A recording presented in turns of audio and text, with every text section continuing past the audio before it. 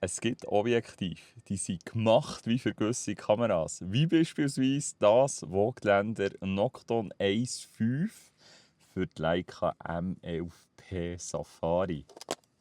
Hey, manchmal habe ich einfach Bock, das Setup mit rauszunehmen. Auch wenn ich jetzt gar nicht unbedingt fotografieren gehe, ich schaue seit Jahren darauf, dass ich immer eine Kamera mit mir, fast immer eine Kamera mit mir draussen dabei habe. Nicht das Handy, sondern eine Kamera. Voigtländer baut absolut Top-Qualität Third-Party-Objektiv. Unter anderem aber auch für das Leica M-System. Das ist manuell fokussiert, du hast keinen Autofokus. Und selbstverständlich gibt es eine sehr grosse Auswahl an Linsen von Leica selber. Wie die meisten von euch wissen, die sind nicht immer ganz günstig. Gerade offenblendige Objektive, ja, da sind wir schnell mal über 4000 Franken.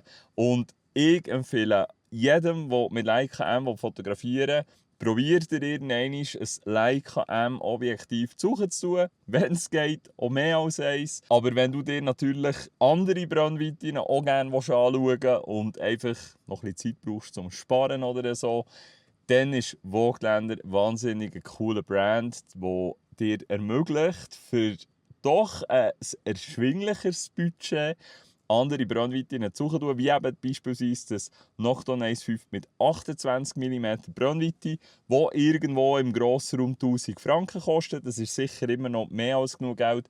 Ein paar von euch werden sagen, ja, hey Stefan, das hat ja nicht einmal Autofokus und kostet 1000 Franken. Das sprengt jetzt den Rahmen von diesem Video, da gehe ich gerne in einem anderen Video gerne mal drauf zu. Hier soll es darum gehen, dass das 28 mm, was es übrigens nicht nur für Leica M-Mount gibt, eine wahnsinnig coole Objektivvariante ist, wenn du gerne mal möchtest mit 28 mm fotografieren. Offenblendung 1.5 bei 28 mm schon ziemlich weitwinklig, können Sachen freistellen. Vor allem, wenn du gewisse Objekte näher dran nimmst, auf die scharf stellst und hinten dran gleich so eine angenehme, leichte Unschärfe hast. Eben mehr als beim Handy. Und darum siehst du dann auch sofort, dass der Look viel, viel cooler ist, weil das Handy halt ohne Porträtmodus in dieser weitwinkligen Variante praktisch gar nichts freistellt oder es nur sehr unnatürlich reinrechnet. Da bist du hier auf jeden Fall beim viel natürlicheren Look. Macht viel, viel mehr Spass, einfach mal das Handy nicht in den Fingern zu haben. Darum fotografiere ich auch sehr gerne mit Kameras und nicht mit dem Handy. Ich kann dir das sehr empfehlen. Ich habe es zur Verfügung gestellt bekommen, um auszuprobieren und dir zu zeigen. Merci vielmals, Foto zum Stehen. Die meisten von euch wissen, ich arbeite schon länger mit ihnen zusammen. Das freut mich sehr. Und ich gehe jetzt noch ein bisschen fotografieren mit diesem Teil.